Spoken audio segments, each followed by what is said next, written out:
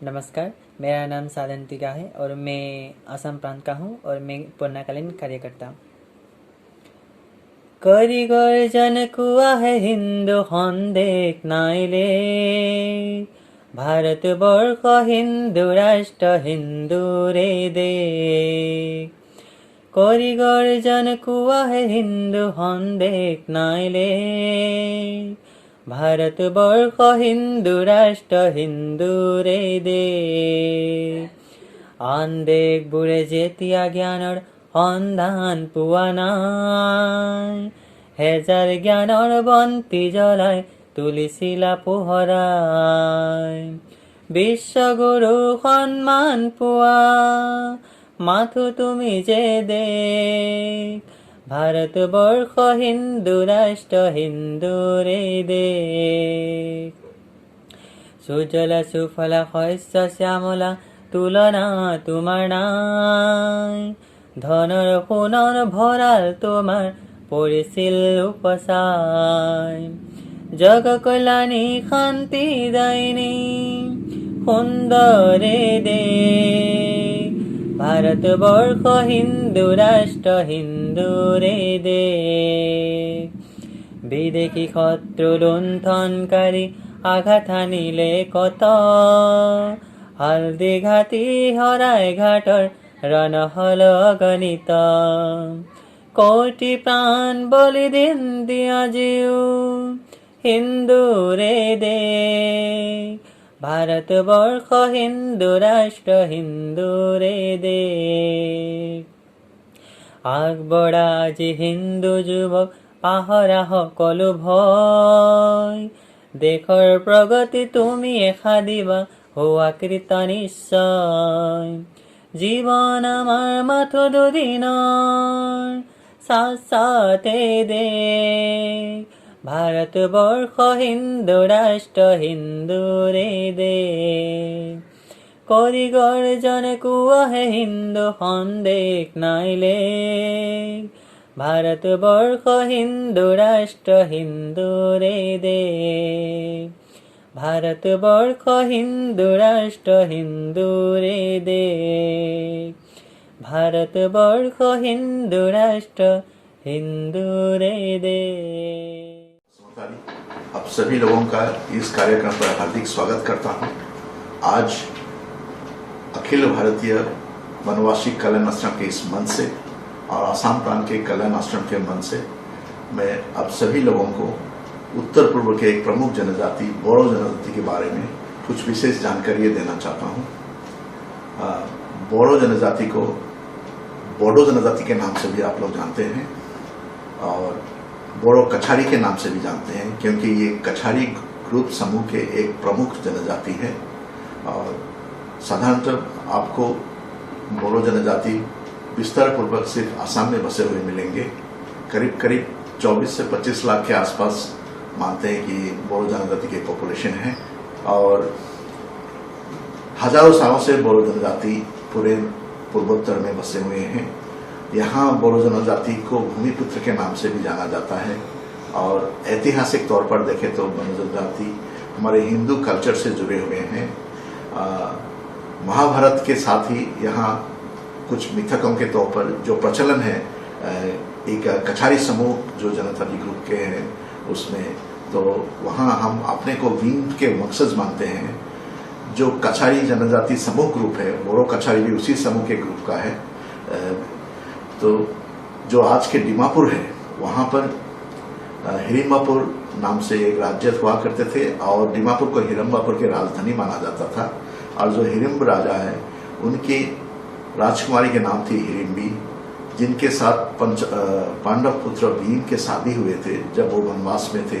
और उनसे जन्मे संतान घटोत्कच जो बड़े वीरतापूर्वक महाभारत में युद्ध किए थे और वीरगति को प्राप्त हुए थे। तो हम सारे बोडो अपने को सारे कछारी समूह, बोडो कछारी जो पूरे समूह हैं, भीम के वंशज के मानते हैं। उसी समय काल के दौरान जो आपके कामरूप, जो पुरानी कामरूप प्रजा थे, जो आज के गुवाहाटी है, जो प्रागज्योतिषपुर के नाम से भी जाने जाते थे, वो पुराने कामरूप वहाँ पर भगदत्त नाम के एक किरात गोष्ठी के एक राजा थे और तेजपुर में बाण राजा के थे।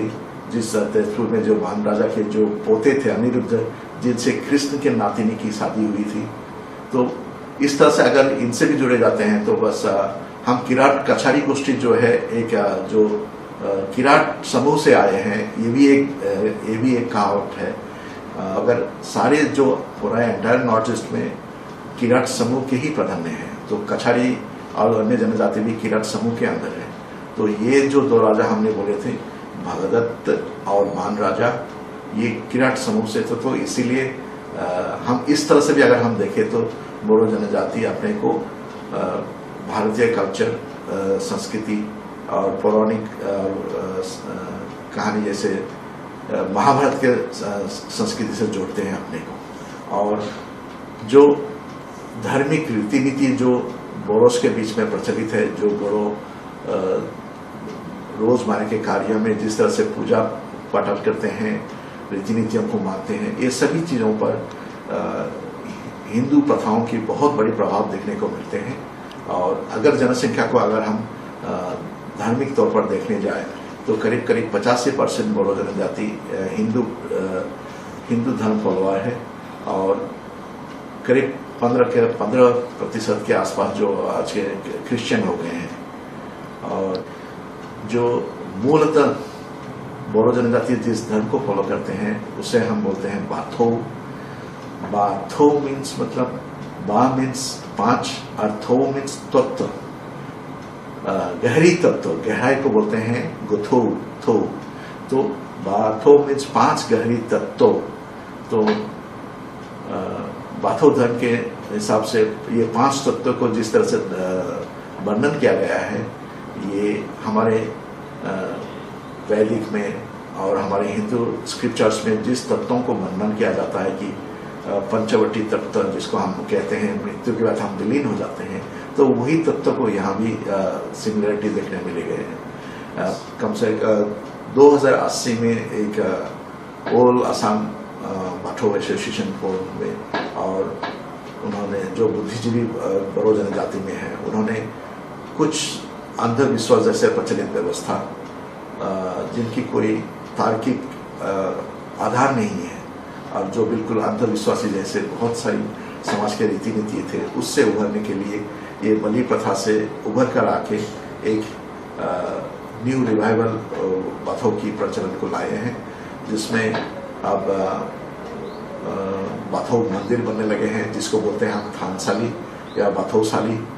उसके बाद में जो पुराने जो पुरोहित थे और जो पुजारी थे, तो उनको हटा के देवदिनी और देवड़ी हुआ करते थे।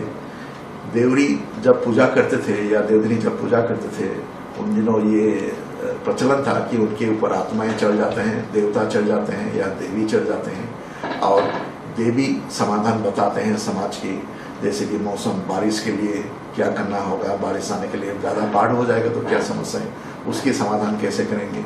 तो इस तरह से सामाजिक व्यवस्था का और शायद व्यक्तिगत तौर पर भी लोग जाके अपनी समस्याओं का समाधान पूछते थे जब देवरी के ऊपर देवचे जाते थे। तो ये प्रचलन था और जानवर इनको चढ़ाया जाता था इन देव देवते को सामने। तो बुद्धिजीवियों को लगा कि ये जिसकी मतलब ये अंधविश्वास ही ज़्यादा लगता है ये प्रैक्टिस, और इससे बहुत सारे इसी से जुड़ा हुआ बहुत जो समाज की क्वालिटी है उससे भी समाज को कुप्रभाव हो रहा था। तो बस अभी ये सारी चीज़ों को हटा के, जैसे पहले मंदिर नहीं था जहाँ एक अच्छी जगह को चुनकर ही वहाँ पर ही ये सारी चीज़ें किए जाते थे, तो अब ये सब हट के एक बाथो मंदिर बनने लगे हैं जिसको हम बाथोसाली बोलते हैं। और देवदिनी और देवरी के जगह आजकल हो गया गथार आसारी, मतलब जो अच्छे कार्यक्रम करते हैं, इस नाम से एक पुरोहित अपॉइंटमेंट किया जाता है।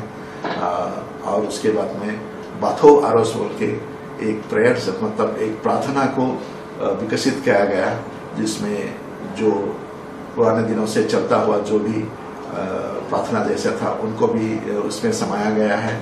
और एक कुछ दार्शनिक दर्शन शास्त्र फिलोसॉफिक जो हिंदू बेस्ट स्क्रिप्चर से भी लिया गया है, ये सारे मिलके एक प्रार्थना के तौर पर, और हर हफ्ते में मंगलवार को ये बाथो आरोस प्रे किया जाता है बाथो मंदिर में।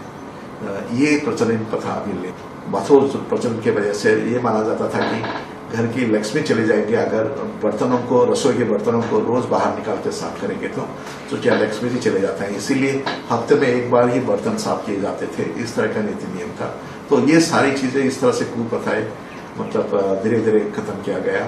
बलि चारणों को मतलब बिल्कुल बढ़ावा नहीं दिया गया, और आज बाथो भी रिफॉर्म हो गए हैं, और जो ब्रह्म धर्म सेक्ट है तो वहाँ पर पूरे आदमी को ही ब्रह्म मानते हैं, और बिल्कुल जो वैदिक फिलोसफी बेस पर जिस तरह से यज्ञ किया जाता है, ये यज्ञ की प्रथाएं को माना जाता है। जैसे कि समाज के हर कार्य में सीजनल या मंथली, जैसे अमावस्या में, पूर्णिमा में एक सामूहिक यज्ञ करना गांव में, और किसी भी कार्य पर, श्राद्ध में, जन्म में, शादी में, और जैसे भी घर के कोई अच्छे मंगल शुभ कार्य के लिए, हर चीज के लिए, और फेस्टिविटी जैसे जो भी हम मानते हैं हर फेस्टिवल में, ये सब में यज्ञ प्रथा को यज्ञ से किया जाता है। और जो बाथों में जो है, जो फेस्टिविटी अगर उसमें करें तो पूजा जो है बेसिकली जो मेजर दो ही है, एक गार्जा देना जिसमें बलि देना ही मानते हैं, और उसके बाद में एक था खेराई। ये दोनों प्रथाएं आप ऑलमोस्ट खत्म सा हो गया है। और जो मैंने बताया कि जो मंगलवार को जो बाथों में पूजा होता है, जहाँ जाके बाथो आरस बोला जाता है, ये किया जाता है। तरह से बोड़ों की रहने का गांव, बोड़ो गांव देखने जाएंगे तो रहन सहन ढंग, उनके वेशभूषा से एक अलग से पहचान पता लग जाता है, एक अलग से विशिष्ट है। बोड़ों के बीच में एक क्लैन सिस्टम फॉलो होते हैं, जिसको आप जैसे कि गोत्र हुआ या कास्ट सिस्टम हुआ, अगर लेकिन बोडो में कास्ट नहीं कह सकते, इसको आप एक क्लैन सिस्टम कह सकते हैं। ये एक आइडेंटिटी है, एक पहचान है, और ये वो किस प्रोफेशन से जुड़े, किस व्यवसाय से जुड़े हैं, या अपने जीविका के लिए क्या करते हैं, या वो किस अंचल से हैं या किस गांव से हैं, उसके साथ ये पहचान उसके ऊपर बनता है। तो यही एक क्लैन सिस्टम हो गया, और इसे सरनेम के तहत इसको लिखा जाता है, और क्लैन को बोलता है आरओई या आरी। तो वो जो प्रोफेशन करते हैं, जो काम करते हैं, जो व्यवसाय करते हैं, उसके साथ ये आरी जुड़ जाता है। जैसे आप बोडो एरिया में आएंगे तो बोडो की जो रहन से घर बनाने का या गांव में बसने का तरीका भी वो भी यूनिक है। बीच में एक आंगन के होते थे, और आंगन के चारों तरफ 4 घर हुआ करते थे। जो मुख्य घर होता था उसको बोलते हैं नोमा नो। नो मतलब घर, और माँ मतलब मदर, नोमा नो। सो तो सबसे मुख्य घर तो वो हमेशा उत्तर की दिशा में होते थे, और उत्तर पूर्व कोने पर ही हमारे जो बाथो धर्म मानते हैं वो लोग बाथो के जो शिजो पेड़ को, जो हम शिव जी के स्वरूप मानते हैं, भगवान के स्वरूप, उसको वहां प्रेस किया जाता था।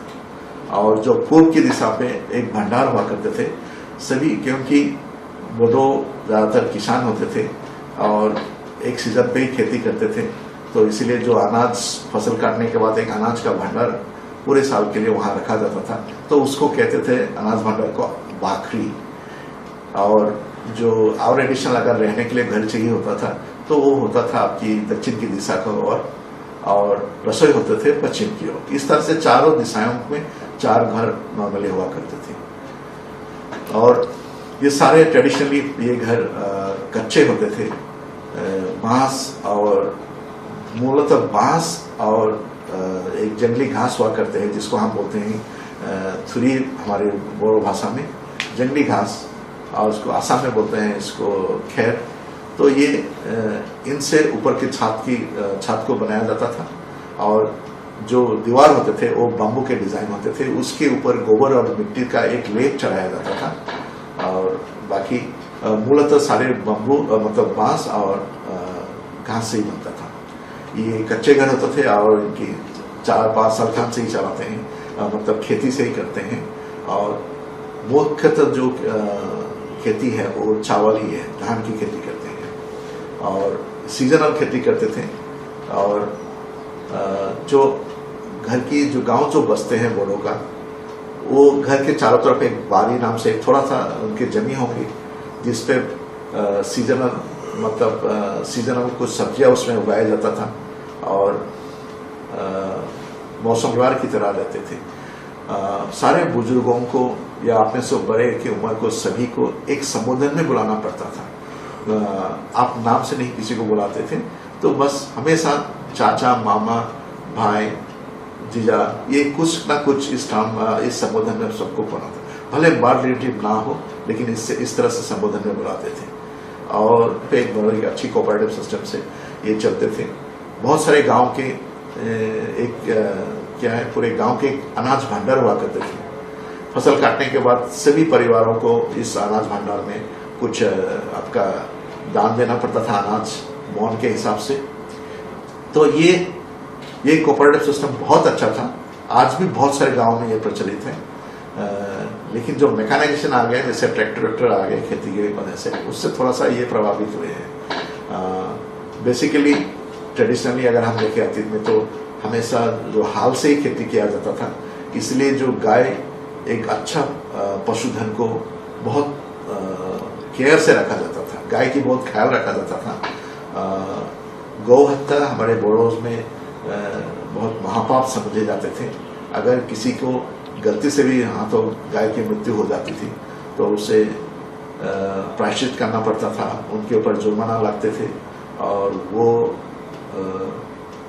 उनको 7 गांव से भीख मांग के लाना पड़ता था। कभी 7 गांव या कभी 12 गांव, ये उस गांव के नियम से होते थे कि उसको गले पे रस्सी डाल के गाय की तरह आवाज निकाल के घर घर जाके प्रायश्चित करना पड़ता था, और उनसे दान मांग के लाना पड़ता था।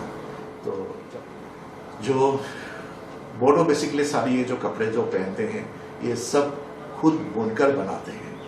एक ट्रेडिशनली सारे बोडो महिलाएं अच्छे बुनकर होते हैं। एक जो जीवन धारण की जो शैली है, जिस तरह से बच्चों को देखभाल किया जाता है, उसमें ये प्रथा है कि बस हर महिलाओं को रसोई के काम के साथ, कुछ खेती बाड़ी के काम के साथ कपड़े बनाना, कपड़े बुनना, इस तरह से आगोट बनाने आना, सिलाई उलाई की काम, ये माहिर आना बहुत जरूरी था। जब ये सारी चीज़ों में वो अच्छी तरह से माहिर हो जाते थे, तभी एक महिला को, एक बोडो लड़की को शादी के लिए लायक समझा जाता था। हमारे समाज में नारी की एक अच्छी भूमिका है, इसलिए नारी को महत्व भी था। नारी को घर की लक्ष्मी माना जाता था। बेटी अगर घर में पैदा हुए तो ये बहुत अच्छा माना जाता था। और सभी अगर इसमें देखा जाए तो मतलब कि जो पितृमातृ हैं, वो लोग इच्छुक होते थे कि उनके घर में लड़की पैदा हो। और हमारे पास यहाँ पर आपकी दहेज प्रथा नहीं है, लेकिन दहेज अलग से है। जो लड़की के पेरेंट्स हैं, लड़की के पितृमातृ हैं, विशेष करके मातृ को ये अधिकार था कि दामाद से कुछ दहेज मांगने का। ये इसलिए देना पड़ता था क्योंकि एक पुरुष को ये जताना था कि वो काबिल है, वो उनके बेटी को लेके उनको भरण पोषण दे सकता है, अच्छी जिंदगी दे सकता है। ये उनके समझ प्रकट करने के लिए वो ये दहेज देना जरूरी था। असम में भी देखे जाते हैं कि 3-4 गांव को मिलके एक सबका एक कॉमन चढ़ागढ़ हुआ करता था, जहाँ पर सभी अपने गायों को चढ़ाने ले आते थे। तो इसीलिए एक टाइम जरूर आते थे, जैसे कि बारिश हो जाने के बाद, बारिश की सीजन चलने के बाद चारों तरफ धान की खेती हो जाते थे, तो गायों को चढ़ाने के लिए कोई ओपन स्पेस नहीं रह जाता था। तो इसी जो कॉमन स्पेस है, चढ़ागढ़ एरिया है, तो वहाँ पर ले आते थे। तो हर गांव में ही एक सिस्टम था कि एक पूरे फैमिली को ये दायित्व दिया जाता था। वो सुबह सभी के एक जगह पर सभी गाँव वालों को अपना गाय इकट्ठा करके छोड़ देना पड़ता था, और ये जिनको ये दायित्व दिया जाता है कि इनको सारा दिन चढ़ा के रखना है, तो वो लोग उनको पूरा चढ़ावा में चढ़ा के शाम तक सभी के घर तक पहुंचा देते थे। तो ये सिस्टम अभी भी किसी गांव में है, ये पूरी तरह से खत्म नहीं हुआ है, अभी भी चल रहे हैं। ये अषाढ़ महीने में ही हमारा फेस्टिविटी, जो मेन फेस्टिवल है, वो होते थे बैसागु, जिसको बैसागी भी कहते हैं। जो बैसागी हमारे भारत के किसी अन्य जगह में कहते हैं, हम बोडो लोग उसको बैसागु बोलते हैं। और उसी समय पे ही होते हैं जब बैसाखी होते हैं वही ये। और असम में ये बहुत बड़ा बिहू है, पूरे नॉर्थ ईस्टर्न इंडिया में बिहू से मानते हैं। ये बिहू के साथ ही हमारा बैसाखी होता है। और उन दिनों ही जैसे असम में तूफान भी आते हैं कभी कभी, तो बारदई सिखला जो डांस है इसी का ही स्वरूप है। उसको दिखाते हैं एक नृत्य की फॉर्म पर कैसे घूम घूम के ये करना, बहुत स्पीड से इसे घूम घूम के डांस किया जाता है।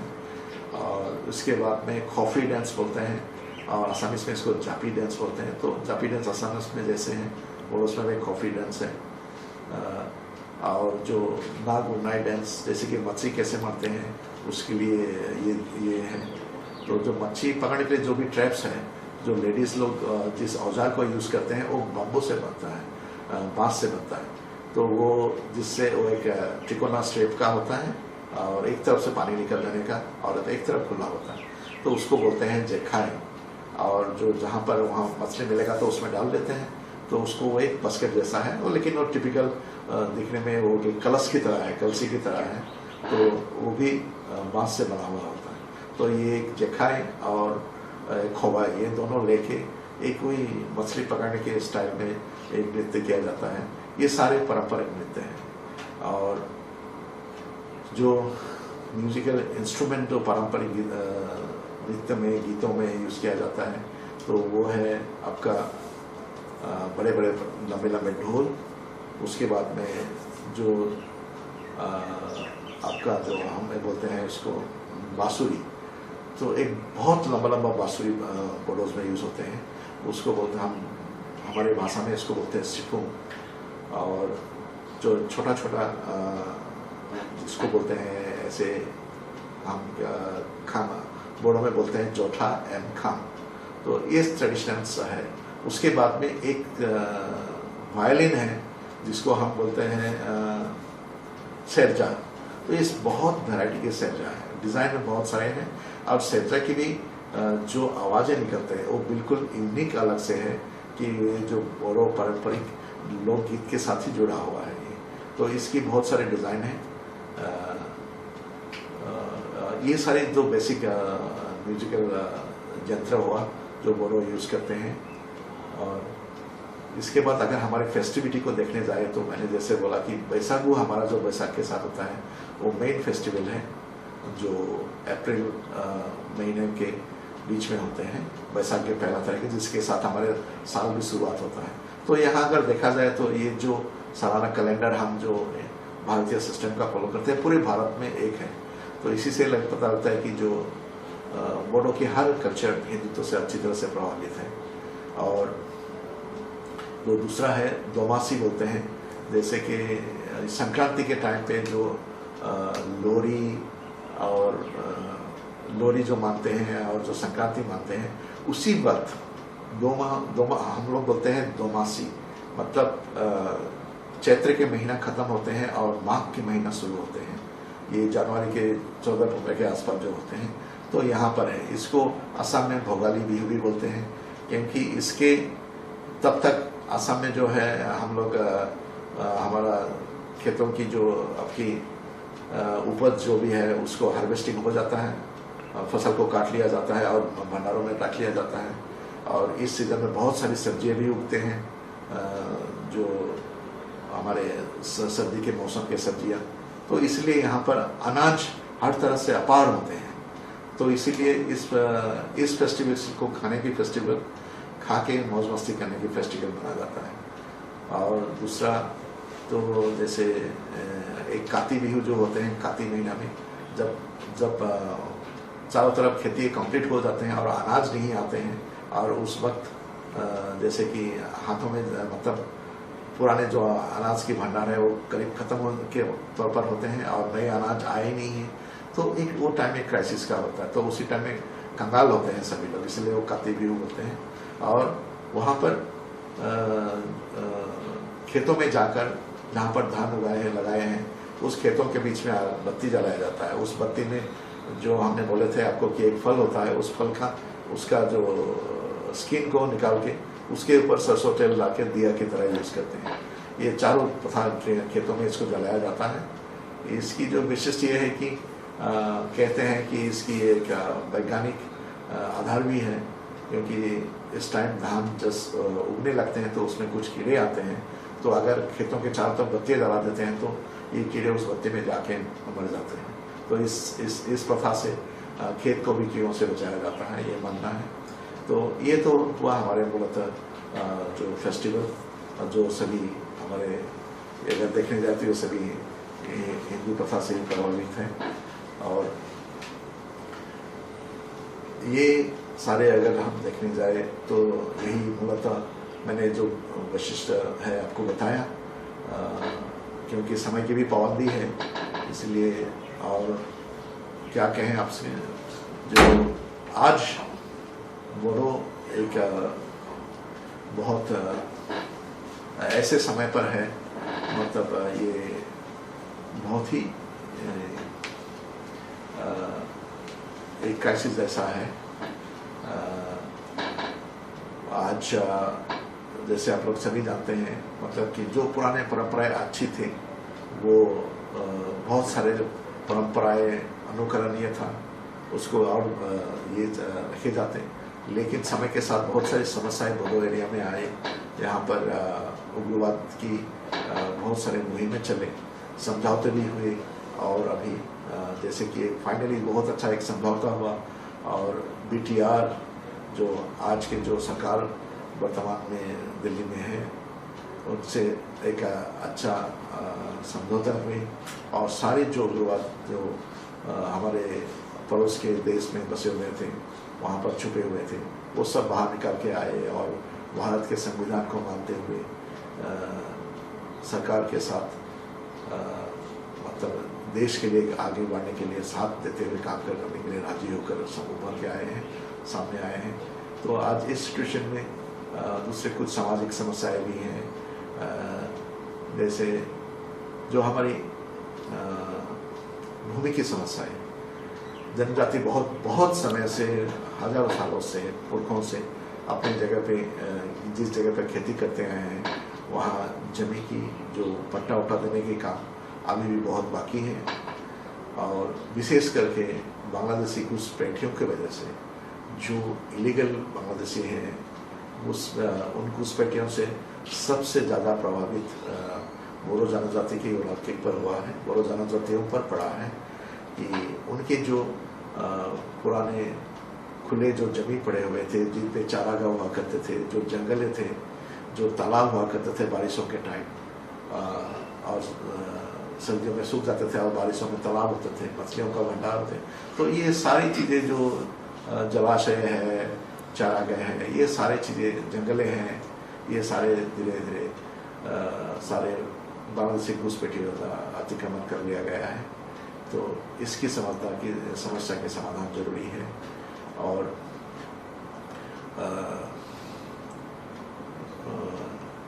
ये एक बहुत बड़ी समस्या है। बाकी तो वर्तमान सरकार ने बहुत सारे इनिशिएटिव लिए हैं, उसके तौर पर बहुत सारे स्कीम्स वगैरह चल रहे हैं। BTR जैसे ही मतलब इफेक्टिवली एक्सपेडिटाइट हो जाएंगे तो आशा करते हैं कि बहुत सारी समस्याओं का ये हो जाएगा। बोडो में कहने भूल गया कि बोडो जो स्क्रिप्ट है वो भी देवनागरी लिपि से लिखा जाता है। और जो हमारे गौरव साहित्य सभा था उन्हीं के एक बहुत बड़ी मूवमेंट चलाई गई थी, जिसमें ये मांग था कि रोमन स्क्रिप्ट दिया जाए, अंग्रेजी स्क्रिप्ट को यूज़ करने दिया जाए। लेकिन भारत सरकार के उस टाइम भारत सरकार से सम्मतिपूर्वक एक समझौता हो गए थे, और जिसमें देवनागरी लिपि को व्यवहार करने की समाधान हो गई थी। और आज जो पाठ्यक्रम चलते हैं बोडो भाषा में, प्राइमरी स्कूल से लेके यूनिवर्सिटी के MA तक, वो पूरे देवनागरी स्क्रिप्ट में, देवनागरी लिपि में लिखा हुआ सारे ये किताबें हैं, कोर्सेस हैं। और जिस तरह से हमारे समाज संस्कारक जिन्हें मुहिम उठाया था बोडो जाति को उत्थान करने के लिए, उनके कालीचरण दास जी के उस मुहिम पर जाति बहुत ऊपर आए, उन्होंने 1937 में जिस तरह से साइमन कमीशन का रिप्रेजेंटेटिव दिया था और शेरुल प्रांत जी हमारा एक पॉलिटिकल रिप्रेजेंटेटिव करके असम प्रोविंस में एक एमएलए की तरह चुने गए थे, नॉमिनेट हुआ था। और उसी तरह बहुत सारे समाज संस्कारक ब्रह्म धर्म के आधार पर हुए, उनके जैसे आसार खानवी के बेस पर हुए। और आज बोरो जाति से बहुत सारे प्रमुख लोग उभर के आए हैं। गिने चुने उनमें से हैं जैसे रंजीत शेखर मुसाहारी, जो एक मेघालय स्टेट के गवर्नर रहे, एक बहुत सफल IPS ऑफिसर रहा और नेशनल सिक्योरिटी गार्ड एजेंसी के डायरेक्टर भी रहे, मुख्य निर्देशक। उसके बाद बॉर्डर सिक्योरिटी फोर्स के DG जनरल रहे, डायरेक्टर जनरल। उनके बाद उन्होंने मेघालय के राज्यपाल के हिसाब से काम किया। और उनके बाद अगर हम देखने जाए तो जी हरिशंकर ब्रह्मा जी, जो हमारे मुख्य निर्वाचन आयुक्त थे, वो हरिशंकर ब्रह्मा हमारे बोरो जाति से ही बिलोंग करते हैं। और इस तरह से और समर ब्रह्मा एक बहुत अच्छे पार्लियामेंटेरियन थे। इस तरह से और सोनम ब्रह्मा एक अच्छे जाने माने पॉलिटिशियन रहा। और बॉर्डरलैंड मूवमेंट का उन्हीं के दिनों बहुत अच्छी तरह से शुरुआती हुई थी। तो इस तरह से देखने जाए तो और सिविल सर्वेंट बहुत सारे इस तरह से निकल के आए हैं, ये लोग मुख्य तौर पर हैं।